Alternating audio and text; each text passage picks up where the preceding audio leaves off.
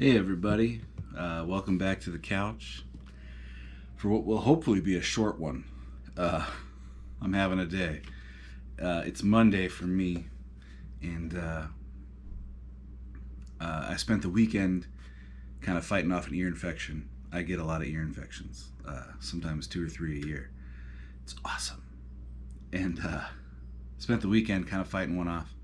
It was getting pretty bad, and I thought I'll go to sleep and I'll wake up in the morning and go get this thing sorted out. Instead, I finally fell asleep at like 2:30 and I woke up at 3:30. Just kind of blinding pain, like really terrible. So I called Nurse Direct and they told me, as they do, it could be any variety of terrible things, and then I should go to the doctor. So I had a 7 a.m. appointment and never went back to sleep. So I got an hour of sleep last night.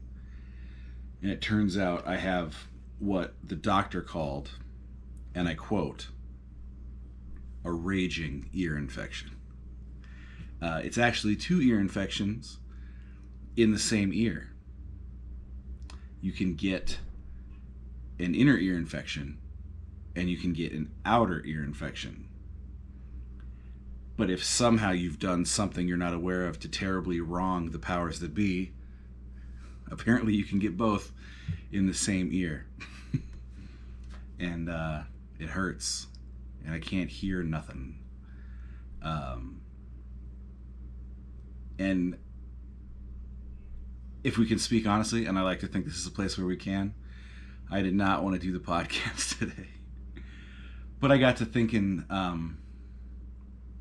it's only a few people, but I know a few people that have really come to appreciate this thing and kind of rely on it to help them get through the week.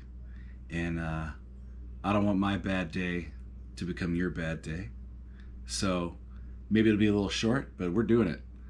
I learned a long time ago that my looks and my brains and my God-given abilities were not going to be enough to get the job done. So I developed this persistence that borders on insanity. But whatever I have in life, it's probably because I just didn't stop trying to get it till I got it, you know? So that's the update for today. I went to Madison. I got my throat scoped. We did a bunch of tests. It was awkward and awesome. I left with a diagnosis of chronic laryngitis and dysphonia and some ideas for a new medication, a device to steam my throat every day, and some voice therapy that I'm going to do with them. And hopes are high, or they were until I got a double ear infection. Hopes are high. As I was leaving, the doctor said, you're going to feel better, but not tomorrow. So it's a path that we've started down, but at the end of the path, it looks like I'll be back to square. So I'm trying to focus on that part and not the path part, because it's already been a year and I'm tired of the path. But it's just nice to have an answer and to know you don't have cancer and don't have nodes or polyps. And I'm looking forward to it, to the process and getting better. And maybe as we go through the process, I'll tell you guys more about it. But for now, truth be told, I'm tired of talking about my throat. You know, it's been a long time dealing with this, and I'm just excited to have something that resembles a pretty good plan. So we'll see what happens. So I've been in a lot of waiting rooms this week between the throat and the ear. My throat appointment, I was in the waiting room for 45 minutes. I was supposed to have a 3:15 appointment, I think, and they finally came and got me at 4. And it was a nice opportunity to practice some patience, which I don't have a ton of, and some mindfulness, which I'm not very good at. And what I found helped was sort of reckoning with the truth that if I was back there, or if someone I loved was back there, I wouldn't want them to rush through it because they had a 315, you know? And, you know, even today, I went to the doctor and I was in a mood, you know? I got no sleep and I was in a lot of pain, and I'm waiting in line to check in, and I'm in a mood. And I turn, and there's a woman, an older woman, sitting alone in the imaging department. And I thought, the odds are probably better than good that she's waiting to find out that she has something bad. And I'm waiting to find out that in 3 or 4 days I'll feel better. And that perspective helps. I'll be honest, it doesn't always help completely. I'm still a selfish, impatient, you know, work in progress, as are we all. But I think it's good to, when you feel frustrated, it's good to look around and see what else you could be dealing with that you're not dealing with. Even a double ear infection in one ear. There's people in my Facebook feed that are dealing with cancer. So I'm just gonna take what I got and do what I can with it, and be thankful that it's not worse, and be thankful that it's gonna get better, and hope that everybody else gets better too. The other thing I do in waiting rooms now, I have a no phone policy in waiting rooms. I read an interview with the singer for a band called Not a Surf. They're very good. And he was saying that a lot of his great ideas came to him when he was young, when he was just waiting, because he didn't have a phone back then. And if you were waiting for the bus, or waiting for a doctor, or waiting for your son to get out of school, that's all you were doing. You were just standing there. And your brain was kind of free to roam. And it was in those moments, he said, that he had good song ideas, or he came up with the band name, or, you know, any number of things. So since I read that, I've been trying more and more to, specifically in instances where I'm waiting, I've been trying more and more to just wait. And, you know, I don't know if anything great's come out of it, but I also think it kind of helps keep you calm if you're just sitting, you know, and not getting any more stimuli or input than you're already getting. And really that's all Facebook is, and it's rarely good stuff. So I'm trying to enjoy the breaks. What else? I think that's about it. Before I play you a song though, I want to tell you about something my wife is doing. My wife has been doing in-home therapy with kids with autism for 16 years. And in that time, I have heard stories about her pulling off what I would consider to be miracles, where once there was a child that could not speak, my wife entered the scene, and upon her exit, the child could speak.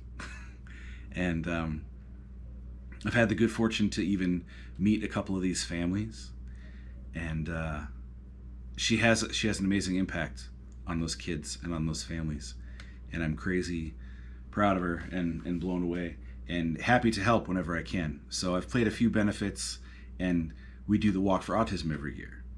I think this would have been our 11th year doing it. Ollie's done it every year of his life. He started in a stroller. But of course, COVID had other plans. So they're doing it kind of virtually this year, where she's just going to walk a little bit every day and log her miles with the Walk for Autism people. And she's raising money. And that goes to help pay for services for these families. And because, You know what I learned this morning when the pharmacist said my eardrops cost $200? I learned that money has no place in the healthcare field if it serves to get in the way. And by that I mean, if you need something for your well-being, for your health, for your child, there don't need to be more obstacles there.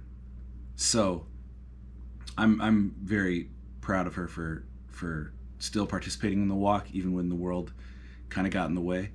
And if you want to help, I'm going to drop a link right down there, and you can donate, and it'll make a difference to some kids and some parents and some siblings, and I've interacted with a lot of organizations and a lot of charities, and this is one of the most obvious, least controversial, no duh causes I've ever come across. The things that they do for these kids are effective and necessary and wonderful, and they just need a little bit of money to keep doing it. So if you have some to spare, I understand times is tough. But if you have a couple bucks you want to spare to encourage the missus to keep doing phenomenal work, or to just, in solidarity, she has to put up with me every day. And can you imagine putting up with me when I have a double ear infection? It's not fun. I was a chore yesterday, I tell you. I was crabby, and I was whiny, and I was hurting. So, if you feel like helping her out, there will be a link where you can do so right down there. And now I will attempt a song. This is an older song. For me, that really only means it's like 6 years old, I think, 6 or 7. But it's had some staying power. People keep kind of finding it, and I keep being glad they found it, and I still enjoy playing it for people. And today's a good day to play it, because it's about just sort of looking at what you have and not trying to decide if it's enough or if it's good or if it's bad. Just going, this is what I have, what can I make with it? And I got a whole bunch of good stuff, and hopefully I'm making some good stuff with it. So this song is called Breakwaters. It's from an album I put out several years ago called When the Buzzards Leave the Bones, which is a line from Breaking Bad. No one ever mentioned that. I guess no one caught it, but one of the police officers says it. So here we go. Breakwaters.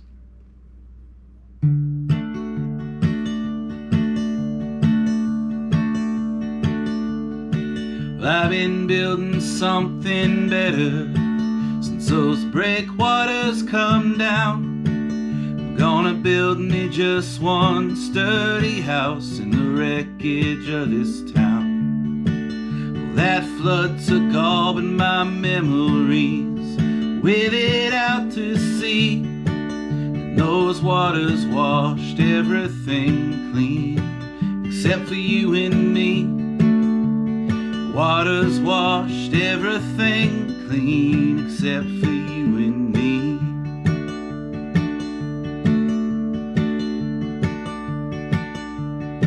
And I want to spin you just one single tale about a singer or a song. I want to find you just a little right when all they're giving you is wrong. I want to fix your broken heart, pick you right up off your knees. I wanna write for you a perfect tune, then put it on the breeze. I wanna write for you a perfect tune, then put it on the breeze.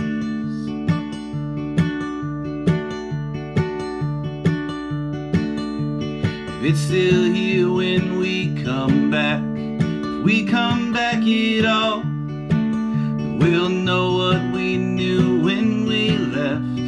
It was always ours. I traded all of my money for a night of decent sleep. You can give up all that sorrow, dear. You just give it all to me. Give up all that sorrow, dear. You just give it all to me.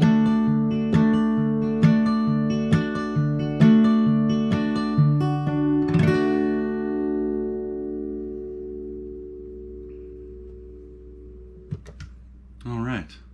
Funnily enough, as far as the throat goes, that felt pretty good. I'm starting to feel better just by nature of putting into practice a few of the things they already told me. And truth be told, I think there's an unspeakable benefit to crossing some stuff off the list and not being afraid that every time something does go wrong, that it's something terrible. Let's have some coffee. I'm getting far too old to be staying up all night, especially for unfun reasons. But here's something super fun. It's New Mug Day. I got another new mug. This is the Avenue 91.1. They're like the independent radio station based in the town I live in Appleton. And they're nice enough to play my music sometimes, and some friends of mine, and some people I just really like. And it's cool. But what's really cool is my friend Jenny sent me this mug because she wanted to support the radio station, and she wanted to support me, and she wanted me to be caffeinated because she knew I would need it. And it's a beautiful mug. It's one of the nicest ones I own now. So thank you, Jenny. Incidentally, I didn't plan this, but the song I just played, I played at Jenny's wedding celebration, and that was one of the highlights of my life. Me and the family, we had a great time, and we love her and Andy a lot.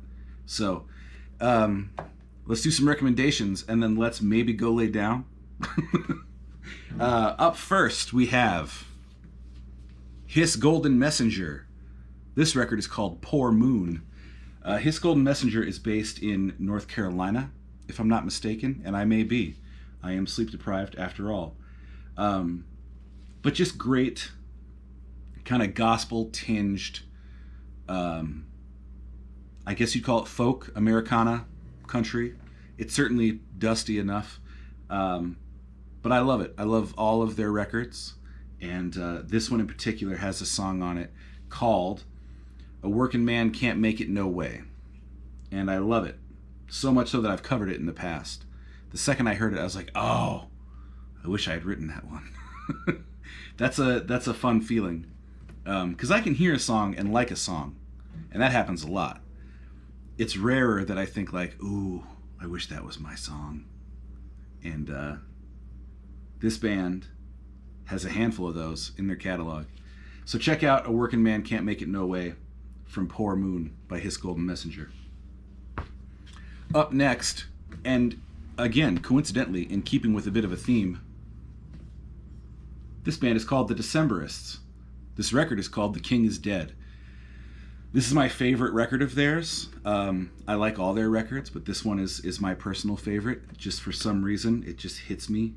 It's very American sounding, and the singer even said so in press, that, you know, he wanted to sort of investigate like American music. So you're going to hear a lot of fiddles and pedal steel and banjo and that kind of thing. Check out the song Rise to Me, which he wrote for his son when they found out that his son had autism. And it's a beautiful, beautiful song. And if you happen to be watching this and you happen to have a little one with autism, I cannot recommend this song highly enough. There will be a link for it down below. And just for music nerds, Peter Buck from R.E.M. plays on this record. Gillian Welch, David Rawlings. They recorded it at a farm. It's wonderful. It was my favorite Decemberist record the second I heard it, and has slowly, subtly become just one of my favorite records, period. I love this record. And as an added bonus, if you check out the record and you like it, you can also check out Long Live the King, which is a 10-inch, an EP, that they put out sometime after The King is Dead that has 6 extra songs from the same sessions. And again, they're phenomenal. That record could have had 16 songs on it, and I would have loved every one of them. There's even a Grateful Dead cover on here. That's pretty good. I don't know a ton about the Grateful Dead because I'm intimidated by the amount of music they have. But someday, I'll get there. And then, finally, my friend Lori sent me this book. It is her personal favorite Mary Oliver collection. It's called 1,000 Mornings, and I have spent a lot of time with it the last couple days. I was already, obviously, a Mary Oliver fan. I think we've talked about it here on the podcast. But this is great. There's some really great stuff on here. There's one called The Man Who Has Many Answers that I really, really like, that really resonated with me. There's one called I Have Decided that I really enjoyed. And then I wrote this one down because it's long. It's called Lines Written in the Days of Growing Darkness, which feels about right. Obviously, she writes a lot about nature, and my suspicion, I think accurately, is when she talks about the days of growing darkness, she means the literal calendar days that we find ourselves in now, in autumn, leading into winter. But, there's other stuff going on. So there you go. There's some music and some poetry and some stories about people reaching out and doing really nice things for me, and an opportunity down below with the Walk for Autism link for you guys if you want to and if you're able to do some nice things for other people. And I have long suspected that if we could do a better job of taking care of each other, we would get to rely on politicians less. And if we relied on them less, we could start being a lot more picky. And the reality of the fact that we are in charge would really start to come through. So I say this a lot. I say it on stage at the end of almost every show, and I've ended a lot of podcasts with it. But I believe in it, and I think it's true, and I think it's the meaning of life. Take care of yourself. Take care of somebody else. We'll see you soon. Let's go have a nap. Bye.